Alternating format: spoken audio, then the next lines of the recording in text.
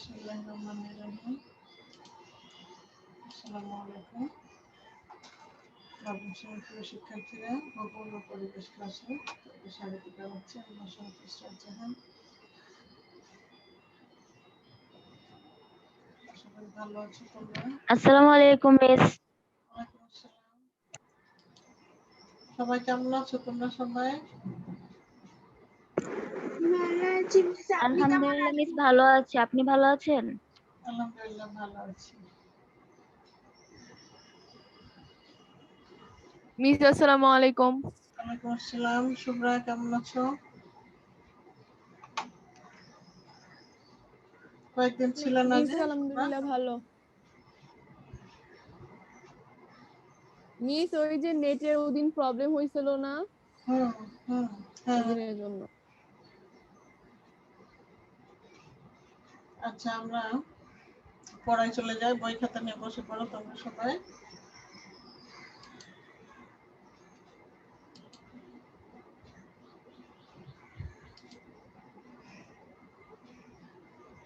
বই বের করো। আমরা কোন অধ্যায় পড়ছি? পৃথিবীর অভ্যন্তর, তাই না? অধ্যায়ের নাম বলো তো।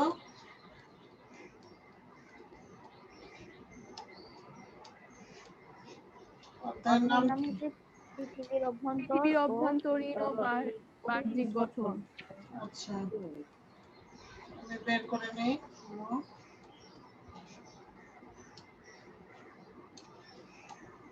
গত ক্লাসে আমরা কোনটা পড়েছিলাম? ভূমিকম্প, তাই না? জি মিস। ভূপৃষ্ঠের যে পরিবর্তন প্রক্রিয়া, সেটা একটা হলো ধীর পরিবর্তন আর একটা হলো আকস্মিক পরিবর্তন। ধীর পরিবর্তন যেটা ধীরে ধীরে হয়, অনেকদিন সময় লাগে, আমরা হঠাৎ করে দেখতে পাই না। আর আকস্মিক পরিবর্তন হলো হঠাৎ করে হয়। ভূমিকম্প, আগ্নেয়গিরির অগ্ন্যুৎপাত, যেগুলো হঠাৎ করে হয় এবং ব্যাপক ক্ষয়ক্ষতি সাধন করে। আরেকটা হলো ধীর ও আকস্মিক পরিবর্তন, যেটা হলো ভূ আলোড়ন। ভূ আলোড়ন হলো, ভূ মানে পৃথিবী, আলোড়ন মানে নড়াচড়া। পৃথিবীর অভ্যন্তরে তাপ বেশি, তো পৃথিবীর অভ্যন্তরে তাপ বেশি, এই কারণে নড়াচড়া করে, এটাকে বলে ভূ আলোড়ন। এটা ধীরেও হতে পারে, আবার দ্রুতও হতে পারে। ভূমিকম্পের প্রধান দুইটা কারণ কি কি ছিল বলো, তোমাদের থেকে শুনবো বলেছিলাম। বলো, প্রধান দুইটা কারণ কে বলবে? তোমাদের মধ্যে কে বলবে? বলো, ভূমিকম্পের প্রধান দুইটা কারণ বলো। আফরিন বলবে? আফরিন? তাহলে মাসফিকা বলো, তুমি গত ক্লাসে ছিলে। ভূমিকম্পের প্রধান দুটো কারণ বলো। ভূমিকম্পের প্রধান দুটো কারণ পৃথিবীর উপরিভাগ কতগুলো ফলক, আর একটা হচ্ছে অগ্নিপাতের ফলে প্লেট সমূহের উপর ভূমিকম্প সৃষ্টি হয়। আচ্ছা, প্লেট কি? যারা গত ক্লাসে ছিলে না, প্লেট কি আমি বলি।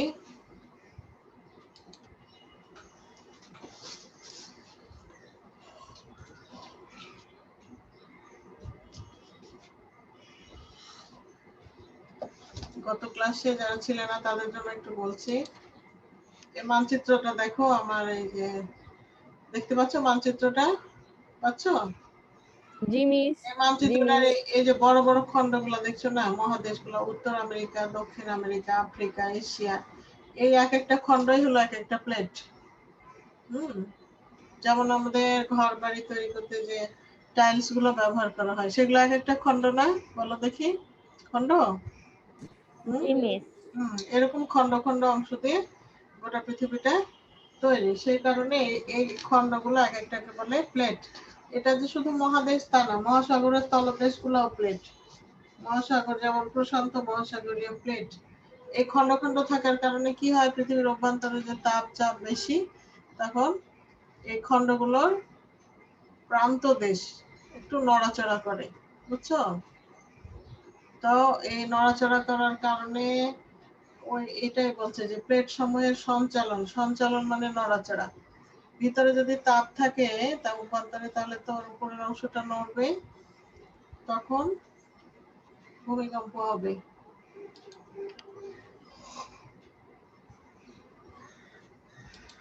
এখন অপ্রধান কারণ কি? অপ্রধান কারণ হলো শিলাচ্যুতি বা শিলার ভাঁজের সৃষ্টি। বড় কোনো শিলাচ্যুতি মানে খসে পড়া, তাপ বিকিরণ মানে পৃথিবী যখন তাপ বিকিরণ করে ঠান্ডা হয়ে যায়, তাপ ছেড়ে দেওয়াটাকে তাপ বিকিরণ বলে। ভূগর্ভস্থ বাষ্প হলো ভূ অভ্যন্তরে যদি পানি প্রবেশ করে এটা বাষ্প হয়ে যায়, তাহলে বাষ্পের চাপে ভূমিকম্প হতে পারে। হিমবাহের প্রভাবে হতে পারে। হিমবাহ হলো পাহাড় পর্বতের উপরে বিরাট বরফের স্তূপ, এটা যদি ভেঙে পড়ে তাহলে ওই পার্শ্ববর্তী এলাকায় ভূমিকম্প হয়। এবার ভূমিকম্পের ফলাফল আমরা পড়েছিলাম, তাই না? নদীর গতি পরিবর্তন হয়ে যেতে পারে, পাহাড় পর্বত দ্বীপ সৃষ্টি হতে পারে, হিমানি সম্প্রপাত হতে পারে। হিমানি সম্প্রপাত হলো পর্বতের গা বেয়ে বড় বরফের স্তূপ যদি ভেঙে পড়ে। আবার জলোচ্ছ্বাসও হতে পারে। আচ্ছা, এবার আমরা দেখব সুনামি কাকে বলে। সুনামি সুনামি কাকে বলে দেখো, বই বের করো, বইয়ের 54 পৃষ্ঠা, বইয়ের 54 পৃষ্ঠা সুনামি। সুনামি শব্দটা কি আগে শুনেছো তোমরা কখনো? বলো তো। জি জি মিস। মিস, শুনেছি। শুনেছো? হ্যাঁ, সুনামি হলো মূলত বড় সমুদ্রের ঢেউ জলোচ্ছ্বাসের চেয়ে আরো বেশি উঁচু, আরো বেশি ধ্বংসাত্মক। সুনামি হলো জাপানি শব্দ, সুনামিটা। এটার অর্থ হলো পোতাশ্রয় ঢেউ। পোতাশ্রয় মানে কি জানো? পোত মানে হলো জাহাজ, জাহাজগুলো যেখানে আশ্রয় নেয়। ঝড়ের সময়, জলোচ্ছ্বাসের সময় জাহাজগুলো কি হয়? বন্দরে লাগানো থাকে। তোমরা দেখে থাকবে, এই যে কদিন আগে একটা ঘূর্ণিঝড় হলো, কি নাম? ইয়াস। ইয়াস ঘূর্ণিঝড় একটা। ইয়াস। হ্যাঁ, শুনেছো তোমরা খবরে বা দেখেছো পেপার পত্রিকায়? জি মিস। ইয়াস। জি ইয়াস মিস। ঘূর্ণিঝড়ের সময় কি এই যে লঞ্চ ফেরি এগুলো চলেছে বলো তো, না বন্ধ ছিল? ম্যাম বন্ধ ছিল। বন্ধ হ্যাঁ, ছিল। বন্ধ ছিল। তেমন জাহাজও বন্দর থেকে ছাড়ে না, বড় বড় জাহাজও ছাড়ে না, বন্দরে ওই জাহাজগুলো আশ্রয় নাই। এটাকে বলে পোতাশ্রয়। যেমন ধরো বাস স্ট্যান্ডে বাসগুলো থাকে, তারপরে এরকম যেটা সমুদ্র বন্দর সেখানে পোত মানে হলো জাহাজ। তো জাহাজগুলো যেখানে আশ্রয় নেয় সেটা হলো পোতাশ্রয়। আর সুনামির বাংলা অর্থ হলো পোতাশ্রয়ের ঢেউ, মানে ঢেউটা এত বেশি ধ্বংসাত্মক হয় যে পোতাশ্রয়ে এসে আঘাত হানে, মানে উপকূলে এসে আঘাত হানে। সুনামির যে পানির ঢেউ সেটা কিন্তু স্বাভাবিক ঢেউয়ের মতো না, এটা সাধারণ ঢেউর চেয়ে অনেক বিশাল আকৃতির এবং অতি দ্রুত ফুসে ওঠে এবং জোয়ারের মতো, যা উপকূল ও পার্শ্ববর্তী এলাকায় জলোচ্ছ্বাসের সৃষ্টি করে এবং একের পর এক উঁচু উঁচু ঢেউ আসতেই থাকে। তাই একে ঢেউয়ের রেলগাড়ি বা ওয়েভ ট্রেন বলে। ওয়েভ মানে হলো তরঙ্গ, ট্রেন মানে আসতেই থাকে পরপর, ওয়েভ ট্রেন বলে। সুনামি হলো পানির মারাত্মক ঢেউ যা সমুদ্রের মধ্যে বিশাল হ্রদে ভূমিকম্প বা আগ্নেয়গিরির অগ্নুৎপাতের কারণে সৃষ্টি হয়ে থাকে। শোনো, সমুদ্রের তলদেশে যদি ভূমিকম্প হয় তাহলে পানিটা বেশি নড়ে উঠবে না? তোমাদের কি মনে হয়? জি মিস। হ্যাঁ, জি মিস। হ্যাঁ, পানিটা উছলে ওঠে, হ্যাঁ, ছিটকে যায় আর কি। ওই সাধারণ জোয়ারের ঢেউ হচ্ছে আরো অনেক বেশি উঁচু, আরো অনেক বেশি শক্তিশালী। কি কারণে? সমুদ্রের তলদেশে যদি ভূমিকম্প হয় বা আগ্নেয়গিরির অগ্নুৎপাত হয়, সমুদ্রের নিচেও কিন্তু আগ্নেয়গিরি আছে, বুঝছো? আগ্নেয়গিরি স্থলভাগেও আছে, সমুদ্রের নিচেও আছে। সমুদ্রের নিচেও লাভা বের হয়ে আসে। হুম তো এছাড়া পানির নিচে যদি পারমাণবিক বা অন্য কোনো বিস্ফোরণ ঘটানো হয়, অনেক সময় যেসব পারমাণবিক শক্তিধর দেশ, চীন, রাশিয়া, আমেরিকা, ভারত, এরা কি করে? অনেক সময় সমুদ্রে পারমাণবিক বোমা বিস্ফোরণ করে টেস্ট করে দেখে যে এটা কাজ করছে কিনা। তখনও বিশাল ঢেউয়ের সৃষ্টি হয়, তখনও সুনামির সৃষ্টি হতে পারে। আর কি হয়? সুনামির ক্ষয়ক্ষতি সমুদ্র উপকূলীয় এলাকাগুলোতে সীমাবদ্ধ থাকলেও এর আশেপাশে সুনামির ধ্বংসাত্মক লীলা সংঘটিত হয়। একটা দেখো উদাহরণ দেয়া আছে 2004 সালে 26শে ডিসেম্বর। 2004 সালে 26শে ডিসেম্বর ভারত মহাসাগরে একটা সুনামির সৃষ্টি হয়েছিল এবং এই মহাসাগরের আশেপাশে 14টা দেশে আঘাত হেনেছিল এবং একটা মারাত্মক দুর্যোগের সৃষ্টি করেছিল। এখানে প্রায় 1.5 লক্ষের উপরে মানুষ মারা গিয়েছিল জানো 2004 সালে। মূলত Indonesia, Malaysia, Thailand, Sri Lanka, Bharat এইসব দেশগুলার উপকূলে এরকম ঢেউ, ধ্বংসাত্মক ঢেউ আছড়ে পড়েছিল 2004 সালে। প্রায় 1.5 মিস লক্ষেরও বেশি লোক এই সময় মারা গিয়েছিল। মিস 2000 ভারতের পাশে তো আমরাও ছিলাম, তাহলে আমাদের উপরেও কি হয়েছিল সুনামি? বাংলাদেশে অতটা পড়ে নাই প্রভাব, বাংলাদেশে একটু কম পড়েছিল কারণ বাংলাদেশটা তো একটু ভিতর দিকে, বঙ্গোপসাগরটা একটু বাঁকে।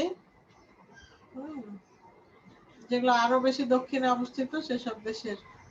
বাংলাদেশের লোকজন মারা যায়নি কিন্তু বড় বড় ঢেউ হয়েছিল।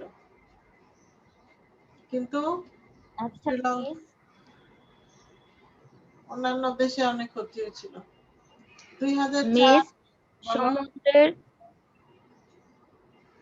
মিস সমুদ্রের নিচে যত নিচে যাব তত অন্ধকার, ওখানে কি গরম আছে? হ্যাঁ, ভালো কথা বলেছো। শোনো, সমুদ্রের নিচে 210 মিটার পর্যন্ত সূর্যের আলো যায়, এরপরে ঠান্ডা, অন্ধকার। দেখাই তোমাদের, দাঁড়াও দেখাচ্ছি, একটা আমি ছবি এঁকে দেখাচ্ছি। ভালো প্রশ্ন করেছো। সমুদ্রের নিচে কেমন? হ্যাঁ, এটা আমরা পড়বো। তো দেখো এটা, এই ধরো সমুদ্রের নিচে, এটা মনে করো সমুদ্রের পানি।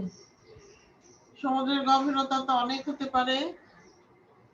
সবচেয়ে গভীর সমুদ্র হলো 11,033 মিটার।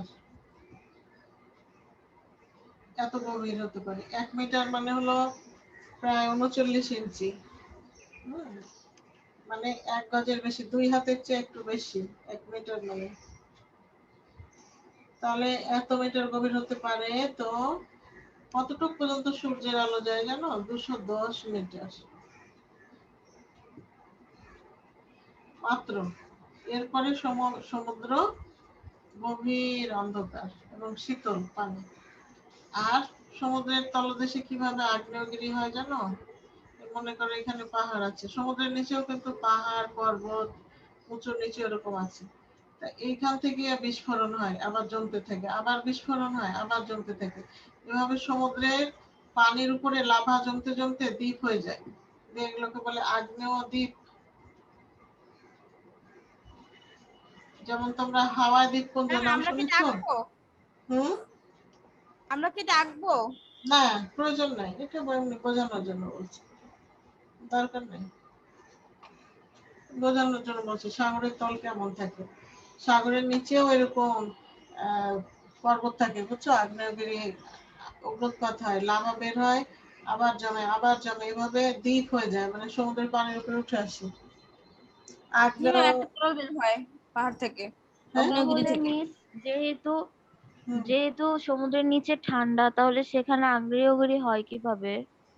আচ্ছা, এতে ঠান্ডা তো গরম নিভা দেওয়ার কথা। যেমন দেখো এই যে এরকম 3টা স্তর ছিল না পৃথিবীর, আমরা পড়েছি না? এটা জি কি মিস। কেন্দ্রমণ্ডল, মিস কেন্দ্রমণ্ডলের তাপমাত্রা কত? 5,000 ডিগ্রি। আর গুরুমণ্ডল 3,000 ডিগ্রি। আর এখানে মনে করো সমুদ্র, এটুকু হলো সমুদ্র। তাহলে এখানে সূর্যের আলো যায় না বলে এইটুকু ঠান্ডা, কিন্তু এগুলো তো ঠিকই গরম। হ্যাঁ, এগুলো ঠিকই গরম, এখানে ফাটল পেলে এই গরম লাভা এখানে বের হয়ে আসে। বুঝতে পেরেছো? জি পানিটা, মিস মিস। পানি ঠান্ডা কিন্তু এই যে মাটি তো গরম তার নিচে। হ্যাঁ, এই যে এখানে 5,000 ডিগ্রি সেলসিয়াস মানে কত তাপমাত্রা জানো? সূর্যের মতো তাপমাত্রা। সূর্যের তাপমাত্রা হলো 6,000 ডিগ্রি সেলসিয়াস। আর আমরা যে চুলায় রান্না করি, গ্যাসের চুলায়, সেটার তাপমাত্রা হলো মাত্র 70 ডিগ্রি সেলসিয়াস। 70। তাহলে কোথায় 70 আর কোথায় 5,000? কত তীব্র আগুন এটা! এটা ফাটল পেলে এটা ঠেলে বের হয়ে আসে একেবারে। এটা সমুদ্রের পানি হোক আর যাই হোক, পানি হলে বের হয়ে আসে, আবার পানিতে ধরো তোমরা যে বলছো আগ্নেয়গিরির আগুন নিভে যায়, হ্যাঁ নিভলো, আবার বের হবে, আবার নিভে জমে গেল, লাভাটা তো জমে যাবে, বুঝছো? আবার বের হবে, আবার জমে যাবে, নিভে যাবে, ঠিক আছে, কিন্তু জমতে থাকবে তো। হুম, এবার বুঝতে পেরেছো? বলো। জি মিস। জি হ্যাঁ, এরকম প্রশ্ন করতে পারো, প্রশ্ন করলে। তাহলে মিস এই লাভাটা উপরে জমতে জমতে কি দ্বীপের সৃষ্টি হয়? হ্যাঁ দ্বীপের, মানে যেটা একদম উপরে যেটা আমরা দেখতে পারি। হ্যাঁ যেমন দেখা এখানে দেখো, এই প্রশান্ত মহাসাগরে, sorry, এই প্রশান্ত মহাসাগরে, এটা প্রশান্ত মহাসাগর, হ্যাঁ, এখানে এই মাঝখানে একটা দ্বীপ আছে হাওয়াই দ্বীপপুঞ্জ, নাম শুনেছ? হাওয়াই দ্বীপপুঞ্জ। জি মিস। জি মিস। হাওয়াই দ্বীপপুঞ্জ কিন্তু আগ্নেয় দ্বীপ। হাওয়াই দ্বীপপুঞ্জ সমুদ্রের নিচ থেকে এরকম আগ্নেয়গিরির অগ্নুৎপাতের ফলে লাভা সঞ্চিত হতে হতে উঠে এসছে। এরকম আরো অনেক আগ্নেয় দ্বীপ আছে। হুম, তাহলে সমুদ্রের পানি ঠান্ডা হলে কি হবে নিচের দিকে? তার নিচে তো মাটি, তার নিচে তো গুরুমণ্ডল, তার নিচে কেন্দ্রমণ্ডল, হ্যাঁ, সেগুলো ফেটে বের হয়ে আসে, বুঝছো? আচ্ছা, এরপর আমরা আবার বয়ে যাই।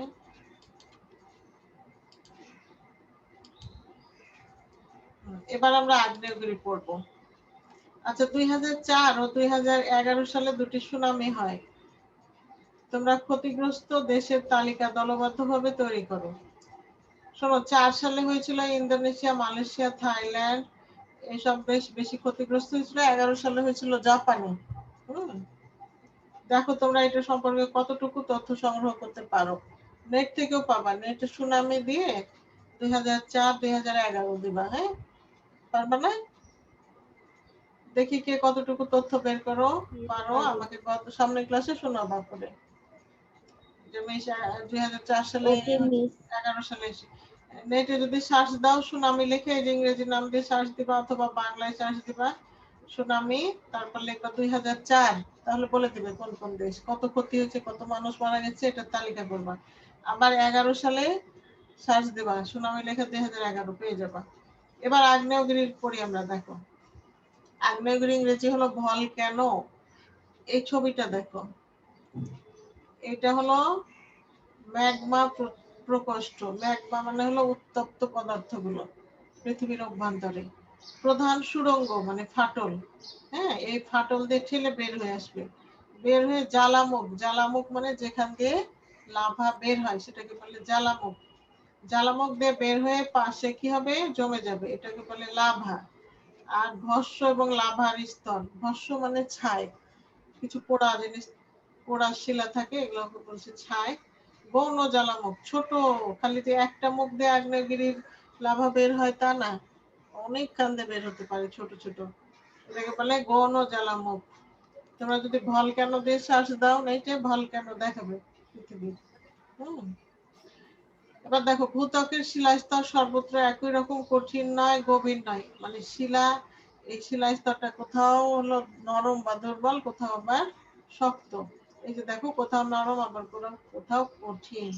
কোনো কোনো সময় ভূগর্ভের চাপ যদি প্রবল হয়, প্রবল মানে খুব জোরে চাপ হয়, তাহলে শিলাস্থলের কোনো দুর্বল অংশ ফেটে যায়। আমরা যে ভূত্বকে বাস করছি, আমরা তো পৃথিবীর অভ্যন্তর পড়েছি না, 3টা স্তর, অশ্বমণ্ডল, গুরুমণ্ডল, শিলামণ্ডল। আমরা বাস করছি ভূত্বকে। ভূত্বক থেকে প্রতি যত নিচে যাব আমরা, মাটি মাটি খুঁড়ে যত পৃথিবীর অভ্যন্তরে যাওয়া যাবে তত তাপমাত্রা বেশি। তো বেশি তাপমাত্রা হলে কি হয়, এটা যদি কোনো ফাটল বা সুড়ঙ্গ পায় তাহলে এটা বের হয়ে আসবে। মনে করো রান্নার সময় যদি আমরা পাত্রের উপরে ঢাকনা দিয়ে দিই, হ্যাঁ, ভাত রান্নার সময়, তাহলে যখন ভাতে বলক আসবে তখন কি হবে, ঢাকনাটা ধাক্কা লেগে পড়ে যাবে না? বলো তো, পড়ে যায় না? জি ম্যাম। হ্যাঁ, পড়ে যায়। ওরকম, জি মিস। ওই রকম পৃথিবীর অভ্যন্তরটা এত গরম যে যদি কোনো ফাটল পায় তাহলে ভেতরের যে গরম পদার্থগুলো ওগুলো বের হয়ে আসে। কি কি বের হয়, উষ্ণ বায়ু, গলিত শিলা, ধাতু, ভস্ম, ভস্ম মানে ছাই, জলীয় বাষ্প, উত্তপ্ত পাথরখণ্ড, কাদা, ছাই প্রবল বেগে ঊর্ধ্বে উৎক্ষিপ্ত হয়। ভূপৃষ্ঠে ওই ছিদ্রপট বা ফাটলের চারপাশে ক্রমে ক্রমে জমাট বেঁধে যে উঁচু মোচাকৃতির পর্বত সৃষ্টি হয়। মোচা মানে এই যে এরকম আকৃতি, একদম ত্রিভুজের মতো, কোনা না, একটুখানি মোটা, অনেকটা হার্ট শেপ অথবা কলার মোচা। তোমরা দেখেছো কলার মোচা? দেখছো? হুম? জি মিস। মিস কলার মোচা কি একদম তিন কোনা না, একটু মোটা, এই দিকটা মোটা একটু, ঠিক না? এই যে এরকম, এটাকে বলে মোচাকৃতি। এটা হার্টের মতো হতে পারে, হার্টের নিচের অংশটা এটা, অথবা কলা গাছের মোচা হতে পারে। মোচাকৃতির পর্বত সৃষ্টি হয়।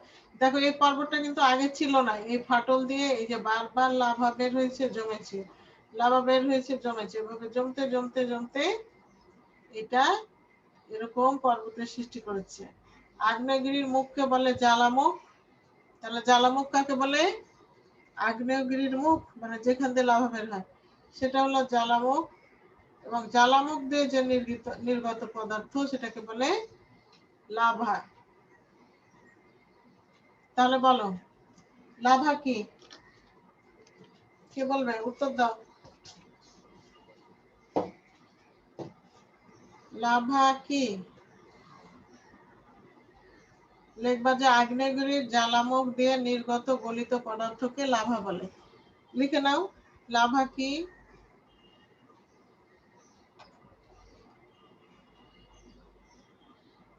লেখো লাভা কি, এরপরে লেখো জ্বালামুখ কি, আগ্নেয়গিরি কি। এখানে তিনটা প্রশ্ন, আগ্নেয়গিরি কি, জ্বালামুখ কি এবং লাভা কি। লিখেছো তিনটা প্রশ্ন? বলো। জি মিস। হ্যাঁ তিনটা প্রশ্ন, হ্যাঁ উত্তর তোমরা শিখে নেবে, এখানে আছে।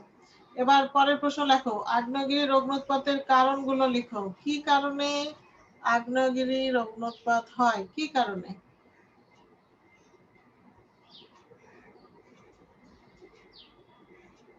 দেখো প্রথম কারণ হলো ভূত্বকের দুর্বল স্থান বা ফাটল দিয়ে ভূ অভ্যন্তরের গলিত ম্যাগমা বর্ষ ধাতু প্রবল বেগে বের হয়ে অগ্নুৎপাত ঘটায়।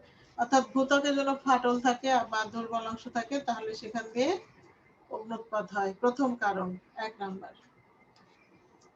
দুই এর কারণ হলো যখন ভূপৃষ্ঠের চাপ কমে যায় তখন ভূগর্ভের হ্যাঁ বলো, কি বলতে চাও বলো। 2 নম্বর প্রশ্ন কি ছিল? আগ্নেয়গিরি কি, জ্বালামুখ কি, লাভা কি। ছোট ছোট জ্ঞানমূলক এগুলো। আর একটু বড় প্রশ্ন হলো আগ্নেয়গিরির অগ্নুৎপাতের কারণ। এখন যেটা পড়ছি আমরা সেটা হলো আগ্নেয়গিরির অগ্নুৎপাতের কারণ কি। দেখো যখন ভূপৃষ্ঠের চাপ কমে যায় তখন কি হয়, ভূগর্ভের শিলাসমূহ স্থিতিস্থাপক অবস্থা থেকে তরল অবস্থায় পরিণত হয়। শোনো, স্থিতিস্থাপক মানে হলো রাবারের মতো, হ্যাঁ বড় ছোট হয়। রাবার যেমন টানলে বড় হয়, ছেড়ে দিলে ছোট হয়, এটাকে বলে স্থিতিস্থাপকতা, এই গুণটাকে। তো শিলাগুলো কি হয়, যখন চাপ কমে যায় তখন স্থিতিস্থাপক অবস্থাটা কমে তরল হয়ে যায়। কোথায়? অভ্যন্তরে, পৃথিবীর। এতে শিলার আয়তন বৃদ্ধি পায়। তখন তরল পদার্থ দুর্বল স্থান ভেদ করে প্রবল বেগে উৎক্ষিপ্ত হয়ে অগ্নুৎপাত সৃষ্টি করে। বুঝছো? রাবারের মতো অবস্থা থেকে যখন তরল হয়ে যায়, তখন রাবার হলে তো এটা কমে যায়, সংকোচন হয়, হ্যাঁ, কিন্তু যখন এই স্থিতিস্থাপকতাটা ছেড়ে দেয় তখন এটা তরল হয়ে যায়। তরল হলে আকারে বেড়ে যায়, তখন দুর্বল অংশ ভেদ করে অগ্নুৎপাত ঘটায়। 2 নাম্বার কারণ। 3 হলো কখনো কখনো ভূত্বকের ফাটল দিয়ে নদী নালা, খাল বিল এবং সমুদ্রের পানি ভূগর্ভে প্রবেশ করে।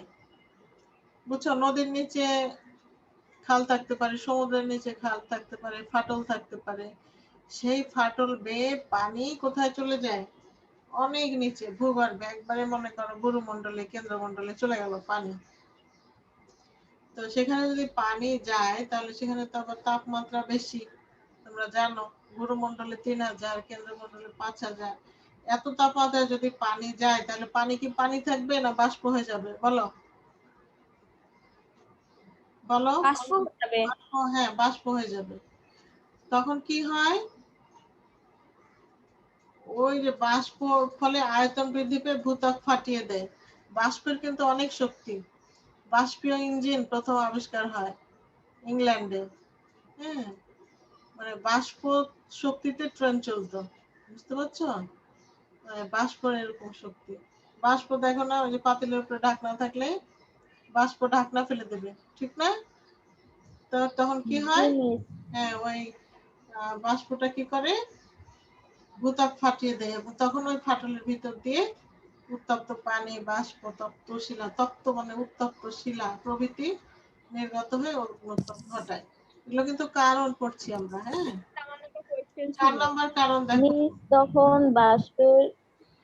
নিচ তখন বাষ্পের চাপ কতটুকু থাকে? কিসের তাপ? মাটির? মিস, বাষ্পের চাপ কতটুকু থাকে যে ফাটায় যায়? ও, বাষ্পের তাপ অনেক থাকতে পারে। 5000 ডিগ্রি সেলসিয়াস তাপমাত্রায় তো বাষ্প অনেক গরম থাকবে, বুঝছো? তাপমাত্রা নির্দিষ্ট করা নাই, কিন্তু প্রচন্ড গরম, নাহলে ভূত্বক ফাটাবে কিভাবে? প্রচন্ড গরম থাকে। আচ্ছা, 4 নাম্বার, ভূগর্ভে নানা রাসায়নিক ক্রিয়া ও বিভিন্ন তেজস্ক্রিয় পদার্থের প্রভাবে প্রচুর তাপ বৃদ্ধি পেয়ে গ্যাসের সৃষ্টি হয়। আচ্ছা, ভূগর্ভে মানে পৃথিবীর ভিতরে, কোথায়? অশ্বমণ্ডল, গুরুমণ্ডল বা কেন্দ্রমণ্ডল, যে কোনোখানে হতে পারে। সেখানে নানা রকম ক্রিয়া বিক্রিয়া হয়। আমরা জানি না, বিভিন্ন রকম উপাদানে গঠিত, করেছিলাম না আমরা? শিয়াল, সীমা, সিলিকন, অ্যালুমিনিয়াম, ম্যাগনেসিয়াম, লোহা, নিকেল, এগুলো কি হয়, একটার সাথে আরেকটা বিক্রিয়া করে। কেমিস্ট্রিতে যেমন বিক্রিয়া করায়, ওরকম বিক্রিয়া করে। বিক্রিয়া করতে যে প্রচুর তাপ তাপের সৃষ্টি হয়, সেইটা ভূ অভ্যন্তরের চাপ বৃদ্ধি পায়, তাপ চাপ বৃদ্ধি পেয়ে অগ্নুৎপাত ঘটায়। 5 নাম্বার কারণ যেটা, ভূ আন্দোলনের সময়, ভূ আন্দোলন, ভূ মানে পৃথিবী, আন্দোলন মানে নড়াচড়া। যেহেতু পৃথিবীর অভ্যন্তরে তাপমাত্রা বেশির কারণে এটা কি হয়, নড়াচড়া করে। সব নড়াচড়া হয়তো আমরা বুঝতে পারি না, মৃদু নড়াচড়া আমরা বুঝতে পারি না, যখন জোরে নড়ে, ভূমিকম্প হয়, তখন বুঝতে পারি।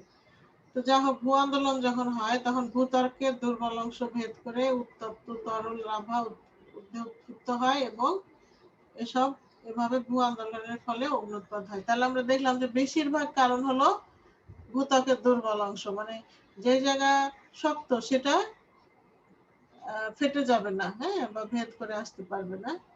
কিন্তু যেহেতু সব জায়গার শিলা সমান না, আমরা শিলাতে পড়েছি, আগ্নেয় শিলা, পাললিক শিলা, রূপান্তরিত শিলা। যেখানে পাললিক শিলা সেটা নরম থাকে, বুঝছো, সেখানে ফেটে এরকম আগ্নেয়গিরির সৃষ্টি হতে পারে। বলো, কারণগুলো কি বুঝতে পেরেছো? হুম, জি মিস। জি মিস। তাহলে আগ্নেয়গিরির, মিস আমার একটা কোয়েশ্চেন ছিল। বলো। মিস, যখন লাভাটা বের হয় তখন কি কোনো নির্দিষ্ট টাইম থাকে যে এতক্ষণ বের হবে তারপর আর বের হবে না, না না, নাকি বের মানে হইতেই সময়ের থাকে? উপর কি পরিমাণ লাভা হবে। এই যে যেমন দেখো এখানে ম্যাগমা প্রকোষ্ঠ, মানে কতটুকু এখানে আছে গলিত পদার্থ, ঠিক ততটুকু বের হবে। বেশিও বের হতে পারে, কমও বের হতে পারে। আবার অনবরত লাভা বের হতে পারে, আবার থেমে থেমে বের হতে পারে।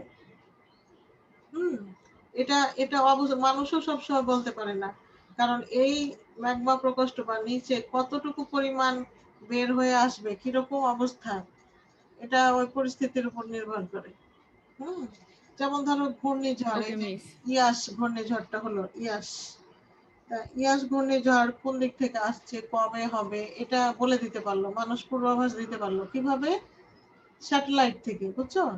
স্যাটেলাইট কি কৃত্রিম উপগ্রহ, এটা পৃথিবীর উপর থেকে দেখা যায়। হুম, কিন্তু এটা তো আবার পৃথিবীর বাইরের ঘটনা না, এটা পৃথিবীর অভ্যন্তরের ঘটনা। ভিতর থেকে কি হচ্ছে এটা তো বলা সম্ভব না সব সময়, না বলো? যেমন ধরো, সব দুর্যোগেরই পূর্বাভাস আছে, কিন্তু ভূমিকম্পের কি আছে? আগে থেকে কি বলা হয়, নো দেখেছো? মিস। রেডিওতে, টিভিতে, নো যে মিস। কাল ভূমিকম্প হবে, জি মিস। এরকম কি বলে? বলো, বলে না। নো কারণ মিস। কারণ পৃথিবীর অভ্যন্তরে যেগুলো, পৃথিবীর ভিতরে যেগুলো, সেগুলো তো আমরা সরাসরি দেখতে পাচ্ছি না। বুঝতে পারছো? ওইরকমই ব্যাপারটা, যে পৃথিবীর ভিতরে কি পরিমাণ লাভা এই জায়গায় আছে, কি পরিমাণ বের হয়ে আসবে, এটা বলা যায় না। তবে তবে লাভা বের হওয়ার প্রকৃতির উপর নির্ভর করে আগ্নেয়গিরির প্রকারভেদ করা হয়েছে। এটা দেখো, প্রকারভেদে অনেকটা বুঝতে পারবে। অগ্নুৎপাতের ভিত্তিতে আগ্নেয়গিরিকে প্রধানত 3 ভাগে ভাগ করা যায়। মানে কি পরিমাণ লাভা বের হয়, লাভা বের হওয়াটাই তো অগ্নুৎপাত। কি পরিমাণ বের হয় সেটার উপরে দেখো। সক্রিয় আগ্নেয়গিরি, অ্যাক্টিভ ভলক্যানো, যেসব আগ্নেয়গিরির অগ্নুৎপাত এখনো বন্ধ হয়নি তাকে সক্রিয় আগ্নেয়গিরি বলে। মানে সেই প্রাচীনকাল থেকে অগ্নুৎপাত চলছেই, বুঝছো? কোনো বিরতি নাই। যেমন হাওয়াই দ্বীপের মাউনা লেয়া ও মাউনা কেয়া, প্রশান্ত মহাসাগরের মাঝখানে, চারিদিকে সমুদ্র, কিছু নেই। এই যে একবার দেখালাম তোমাদের, এই যে এটা প্রশান্ত মহাসাগর, এই যে এখানে ছোট্ট, তোমাদের বাসায় যদি কোনো মানচিত্র থাকে প্রশান্ত মহাসাগরের এরকম আমেরিকা মেক্সিকো বরাবর এখানে খুঁজবা, দেখবা যে হাওয়াই দ্বীপপুঞ্জ লেখা। হ্যাঁ, এটা সক্রিয় আগ্নেয়গিরি, মনে রাখতে হবে। হাওয়াই দ্বীপের মাউনা লেয়া ও মাউনা কেয়া, মনে থাকবে? বলো, হাওয়াই দ্বীপপুঞ্জ জি কোথায়? মিস। একটু খাতায় লিখে। হাওয়াই দ্বীপপুঞ্জ প্রশান্ত মহাসাগরে অবস্থিত একটি দ্বীপ। লেখো, প্রশান্ত মহাসাগরে একটি দ্বীপ হলো হাওয়াই দ্বীপ। তাহলে শুধু মনে করো বইয়ে পড়লা হাওয়াই দ্বীপ, হাওয়াই দ্বীপ, সেটা কোথায় সেটা যদি না জানো তাহলে কি বেশি দিন মনে থাকবে? ভুলে যাবে না? হুম, তাহলে জি এটা মিস। হাওয়াই দ্বীপ কোথায় বলো? প্রশান্ত মহাসাগরে। প্রশান্ত মহাসাগর। হ্যাঁ, আবার এখান আচ্ছা থেকে, মিস, এই দ্বীপে কি এখনো হয়? হ্যাঁ এখনো হয়, আবার মানুষও বাস করে এখানে। মিস প্রতিদিনই হয়? হ্যাঁ, সব সময় হয় ওখানে নাকি। তাহলে মিস ওখানে মানুষ বাস করে কিভাবে?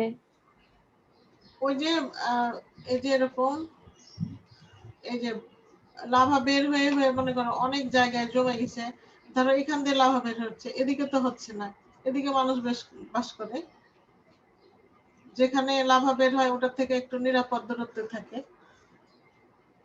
বুঝতে পারছো? মিস যদি তাহলে অনেক বেশি মানে প্রচন্ড জোরে যদি বের হয় তাহলে তো ওটা একদম বাহিরে চলে আসবে, তাই না? হ্যাঁ, এরকম হয়তো অনেক সময় লোকালয় চাপা পড়ে, শহর বন্দর হঠাৎ করে বেশি লাভা বের হলে একদম মানুষ জ্বলন্ত আগুনের নিচে চাপা পড়ে, ঘর বাড়ি সহ চাপা পড়ে যায়, মারা যায়। এরকমও হয়।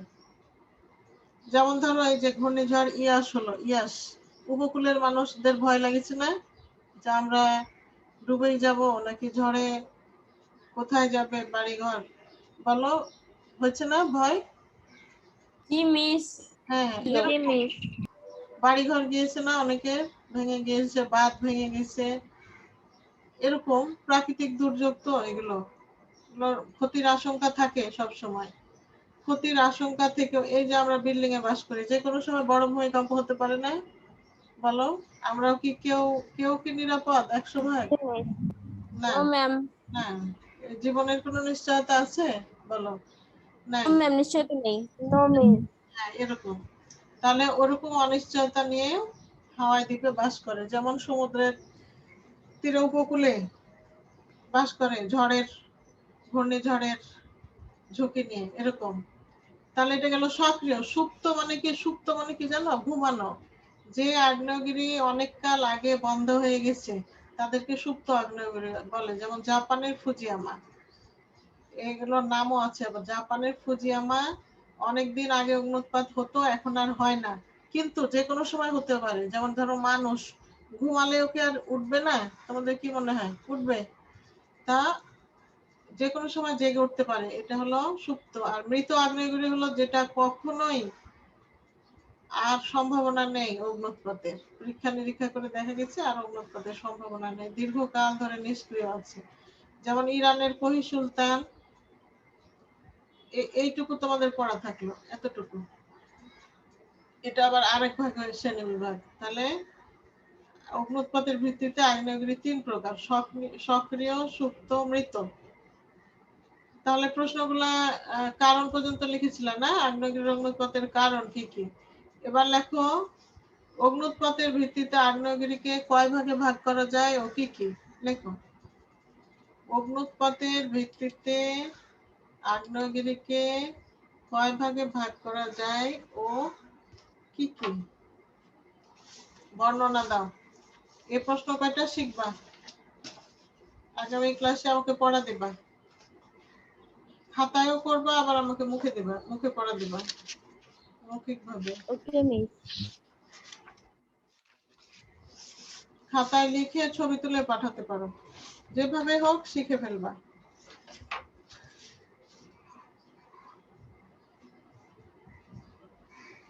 আজকে কে কে আছো? শুভ্রা আছো, আর মাশফিকা, আফিফা তাবিন। মাশফিকা খান, আফিফা মিস জামান, মাসফিকা খান। আরেকজন রাহি না, রাহি, মিস সুহানা আফরিন। সোহানা। এটা বাবার নামে খোলা হচ্ছে তো এই জন্য বুঝতে পারছি না, কিন্তু আমার নাম আফিফা তাবিন। আচ্ছা ঠিক আছে, তাহলে আমি কালকে প্রেজেন্ট দিলাম। দেখো শুভ্রা, রাহি, সুহানা, আফিফা, মাশফিকা, ঠিক আছে? এই 5 জনই তো আছো। তাহলে পড়া কি কি থাকলো বলো।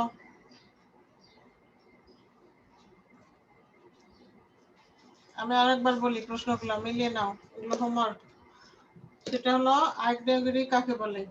1 নাম্বার এদিক ওদিক হোক অসুবিধা নাই। আগ্নেয়গিরি কাকে বলে, জ্বালামুখ কাকে বলে, লাভা কাকে বলে। এগুলো ছোট প্রশ্ন, হ্যাঁ, সংক্ষিপ্ত জ্ঞানমূলক। এরপরে আছে আগ্নেয়গিরির অগ্নুৎপাতের কারণগুলো কি কি। এরপরে হলো আগ্নেয়গিরির অগ্নুৎপাতের উপর ভিত্তি করে আগ্নেয়গিরির শ্রেণী বিভাগ। এই কয়টা শিখবা, খাতায় লিখে রাখবা তারিখ দিয়ে, হ্যাঁ। তোমাদের কোনো প্রশ্ন থাকলে কি বর্ণনা লিখবো? হ্যাঁ বর্ণনা লিখবা। আগ্নেয়গিরির যে শ্রেণী বিভাগ, যেমন ধরো সক্রিয়, যেটা পড়লাম আমরা, সক্রিয় মানে কি, যেটা অগ্নুৎপাত হয়েই যাচ্ছে, যেমন যেমন হাওয়াই দ্বীপের মৌনা লেয়া, মৌনা কেয়া। আচ্ছা এটা সম্পর্কে তোমাদের ছোট্ট একটা গল্প বলি, শোনো, 1 মিনিট লাগবে, শোনো। হাওয়াই দ্বীপে আচ্ছা এখনো যে মিস। অগ্নুৎপাত হয়, শোনো, তো লাভাগুলো যে বের হয় না, তো লাভার যেগুলো ছাই ভস্য, সেগুলো এই ছোট ছোট চুলের মতো, আঁশের মতো উড়ে বাতাসে। কোথায়? ওই হাওয়াই দ্বীপে বাতাসে আঁশ বা চুলের মতো ওড়ে ছোট ছোট, ওই আগ্নেয়গিরির লাভা থেকে। তো ওগুলোকে ওখানকার যারা অধিবাসী তারা কি বলে জানো, তাদের দেবতার চুল, এগুলো বলে লিপির কেশ, তাদের দেবতার নাম লিপি, বুঝছো? তো ওই যে আগ্নেয়গিরির ছাইগুলো উড়ে ছোট ছোট আঁশের মতো হয়ে, ওটাকে তারা বলে লিপির কেশ, বুঝছো? এরকম। আচ্ছা আরেকটা বলেছিলাম কি, সুপ্ত আগ্নেয়গিরি হলো যেটা দীর্ঘদিন আগে অগ্নুৎপাত হয়েছে এবং বন্ধ আছে, এখন যে কোনো সময় জেগে উঠতে পারে। সেটা উদাহরণ কি বলো, জাপানের ফুজিয়ামা। আরেকটা কি পড়েছি আমরা, মৃত মানে যেটা অনেক দিন আগে লাভা উদ্গীরণ হতো, এখন আর হয় না এবং ভবিষ্যতেও লাভা বের হওয়ার সম্ভাবনা নাই, সেটাকে বলে মৃত। সেটা হলো ইরানের কোহি সুলতান। উদাহরণগুলো ভালো করে শিখে রাখবা, ঠিক আছে? ওকে মিস। পড়া ধরলে পারবা তো? মিস আগামী ক্লাসে লিখবা, প্রশ্নগুলো বললাম অ্যাসাইনমেন্ট তো লিখে ফেলবা, দিচ্ছিলেন।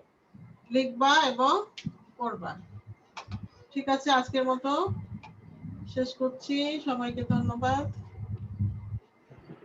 আল্লাহ হাফেজ। আচ্ছা। ওয়ালাইকুম আসসালাম।